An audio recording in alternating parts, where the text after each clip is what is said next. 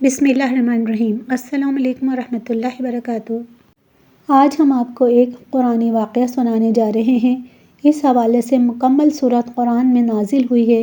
اس سورت کا نام سورہ کہف ہے۔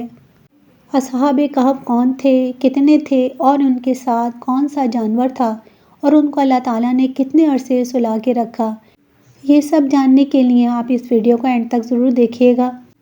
حضرت عیسیٰ علیہ السلام کو آسمان پر اٹھانے کے بعد عیسائیوں کا حال بے حد خراب اور نہایت ہی ابتر ہو گیا۔ لوگ بت پرستی کرنے لگے اور دوسروں کو بھی بت پرستی کرنے پر مجبور کرنے لگے۔ ان کا ایک بادشاہ جس کا نام دقیانوس تھا، وہ اس قدر ظالم تھا کہ جو شخص بت پرستی سے انکار کرتا تھا یہ اس کو قتل کروا دیتا تھا۔ اصحاب کہف شہر افسوس کے شرفاء تھے جو بادشاہ کے معزز درباری بھی تھے۔ یہ لوگ صاحب ایمان تھے اور بت پرستی سے انتہائی بیزار تھے۔ دقیانوس کے ظلم و جبر سے پریشان ہو کر اور اپنا ایمان بچانے کے لیے یہ اس کے دربار سے بھاگ نکلے اور قریب کے پہاڑ میں غار کے اندر پناہ گزین ہوئے۔ ان پر خدا کی طرف سے ایسی نیند ڈالی گئی کہ وہ تقریباً 300 برس تک سوتے رہے۔ دقیانوس نے جب ان لوگوں کو تلاش کرایا اور اس کو معلوم ہوا کہ یہ لوگ غار کے اندر ہیں تو بے حد ناراض ہوا اور غیظ و غضب میں یہ حکم دیا کہ غار کو ایک مضبوط دیوار اٹھا کر بند کر دیا جائے تاکہ یہ لوگ اس میں رہ کر مر جائیں اور غار میں ہی ان کی قبریں بن جائیں۔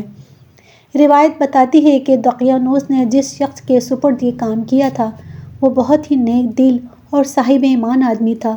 اس نے اصحاب کہف کے نام اور ان کی تعداد اور ان کا پورا واقعہ ایک تختی پر لکھ کر تانبے کے صندوق کے اندر رکھ کر اور دیوار کی بنیاد میں رکھوا دیا، اور اس طرح کی ایک تختی شاہی خزانے میں بھی محفوظ کرا دی۔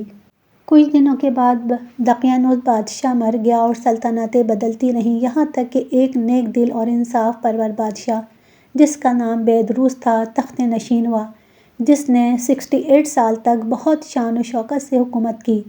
اس کے دور میں مذہبی فرقہ بندی شروع ہو گئی اور بعض لوگ مرنے کے بعد اٹھنے اور قیامت کا انکار کرنے لگے۔ قوم کا یہ حال دیکھ کر بادشاہ رنج و غم میں ڈوب گیا اور وہ تنہائی میں ایک مکان کے اندر بند ہو کر خداوند قدوس کے دربار میں نہایت ہی بے قراری کے ساتھ گریہ وزاری کر کے دعا مانگنے لگا کہ یا اللہ کوئی ایسی نشانی ظاہر فرما دے کہ لوگوں کو مرنے کے بعد اٹھنے اور قیامت کا یقین ہو جائے۔ بادشاہ کی یہ دعا قبول ہو گئی اور اچانک بکریوں کے ایک چرواہے نے اپنی بکریوں کو چرانے کے لیے اس جگہ کو منتخب کیا اور غار کے دہانے تک پہنچ گیا اور دیوار کو گرا دیا۔ یہ تقریباً 300 سال بعد کا واقعہ ہے۔ دیوار گرنے سے لوگوں پر ایسی ہیبت اور دہشت سوار ہوئی کہ وہاں جتنے بھی لوگ تھے سب بھاگ گئے، اور اصحاب کہف اللہ کے حکم سے نیند سے بیدار ہو کر اٹھ بیٹھے اور ایک دوسرے سے سلام و کلام کرنے لگے، نماز ادا کی، اور جب ان لوگوں کو بھوک لگی تو انہوں نے ان میں سے ایک یملیخا سے کہا کہ تم بازار جا کر کھانا لاؤ اور ان لوگوں میں سے معلوم کرو کہ دقیانوس ہم لوگوں کے بارے میں کیا ارادہ رکھتا ہے۔ یملیخا غار سے نکل کر بازار گئے اور یہ دیکھ کر حیران رہ گئے کہ یہ شہر میں ہر طرف دین اسلام کا چرچا ہے اور لوگ اعلانیہ عیسیٰ علیہ السلام کا کلمہ پڑھ رہے ہیں۔ یملیخا یہ منظر دیکھ کر حیرت زدہ ہو گئے کہ اس شہر میں تو ایمان کا نام لینا بھی جرم تھا۔ پھر وہ ایک تندور پر گئے اور روٹی خریدنے کے لیے وہ پرانے دقیانوس بادشاہ کے زمانے کے سکے نکالے اور اس دکاندار کو دیے۔ وہ روٹی والا بڑا حیران ہو گیا۔ دکاندار کو شبہ ہوا کہ اس شخص کو ضرور کوئی خزانہ مل گیا ہے۔ دکاندار نے اس کو حکام کے حوالے کر دیا۔ حکام نے ان سے خزانے کے بارے میں پوچھ گچھ شروع کر دی۔ کہا کہ بتاؤ خزانہ کہاں ہے؟ یملیخا نے کہا کوئی خزانہ نہیں ہے، یہ ہمارا ہی روپیہ ہے۔ حکام نے کہا کہ ہم کس طرح مان لیں کہ یہ روپیہ تمہارا ہے؟ یہ سکہ تو 300 برس پرانا ہے اور برسوں گزر گئے کہ اس سکے کا چلن بند ہو گیا، اور تم جوان ہو، لہٰذا صاف صاف بتاؤ کہ مسئلہ حل ہو جائے۔ یہ سن کر یملیخا نے کہا کہ تم لوگ یہ بتاؤ کہ دقیانوس بادشاہ کا کیا حال ہے؟ حکام نے کہا کہ آج روئے زمین پر اس نام کا کوئی بادشاہ نہیں ہے۔ صدیوں برس گزرے کہ اس نام کا ایک ظالم بادشاہ گزرا ہے جو بت پرست تھا۔ یملیخا نے کہا کہ ابھی کل ہی تو ہم لوگ اس کے خوف سے اپنے ایمان اور جان کو بچا کر بھاگے ہیں۔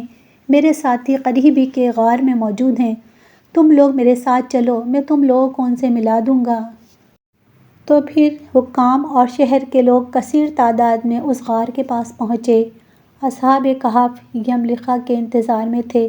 جب ان کی واپسی میں دیر ہوئی تو ان لوگوں نے یہ خیال کر لیا کہ شاید یملیخا گرفتار ہو گئے۔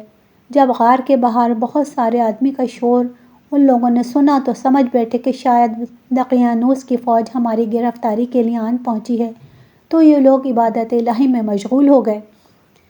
حکام نے غار پر پہنچ کر تانبے کا صندوق برآمد کیا اور اس کے اندر سے تختی نکال کر پڑھی تو اس تختی پر اصحاب کہف کا نام لکھا اور یہ بھی تحریر تھا کہ یہ مومنوں کی جماعت اپنے دین کی حفاظت کے لیے دقیانوس بادشاہ کے خوف سے اس غار میں پناہ گزیر ہوئی ہے۔ تو دقیانوس نے خبر پا کر ایک دیوار سے ان لوگوں کو بند کر دیا ہے۔ ہم یہ حال اس لیے لکھتے ہیں کہ جب بھی یہ غار کھلے تو لوگ اصحاب کہف کے حال پر مطلع ہو جائیں۔ حکام تختی کی عبارت پڑھ کر حیران رہ گئے اور ان لوگوں نے اپنے بادشاہ بیدروس کو اس واقعے کی اطلاع دی۔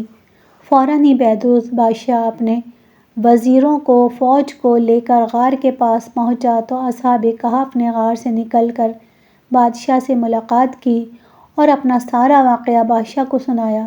بادشاہ سجدے میں گر کر خداوند تعالیٰ کا شکر ادا کرنے لگا کہ میری دعا قبول ہو گئی اور اللہ تعالیٰ نے اسی نشانی ظاہر کر دی جس سے موت کے بعد زندہ ہو کر اٹھنے کا ہر شخص کو یقین ہو جائے۔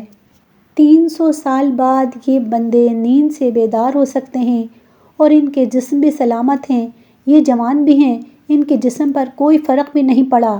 اب موت کے بعد زندہ ہونے کا ہر شخص کو یقین ہو گیا اور اصحاب کہف کو لوگ دعائیں دینے لگے۔ بادشاہ نے بہت زیادہ خوشی کا اظہار کیا۔ بادشاہ نے جب ان کو شہر میں آنے کی دعوت دی تو انہوں نے کہا کہ ہم اللہ کے سپرد آپ کی بادشاہت اور آپ کے ملک کو کرتے ہیں، اور خوب دعائیں دے کر اور سلام کر کے غار کے اندر چلے گئے اور پھر دوبارہ آرام کرنے لگے۔ اللہ تعالیٰ نے ان لوگوں کو اسی نیند کی حالت میں وفات دے دی۔ بادشاہ بیدروس نے لکڑی کا صندوق بنوا کر اصحاب کہف کی مقدس لاشوں کو اس صندوق میں رکھوا دیا۔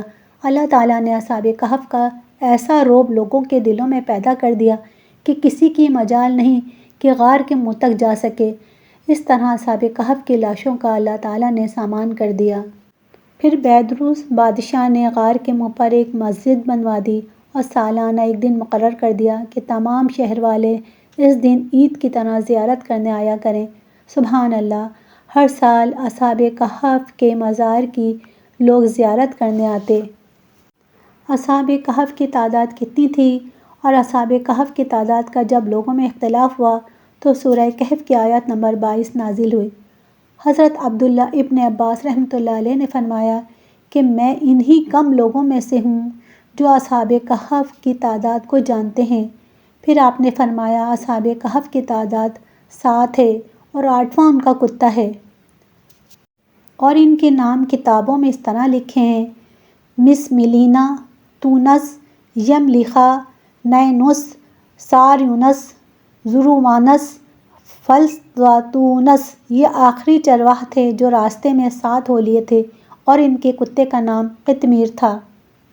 یہ واقعہ قرآنی واقعہ ہے۔ اللہ تعالیٰ کی نشانیوں میں یہ ایک عجیب ایمان افروز نشانی ہے۔ سبحان اللہ!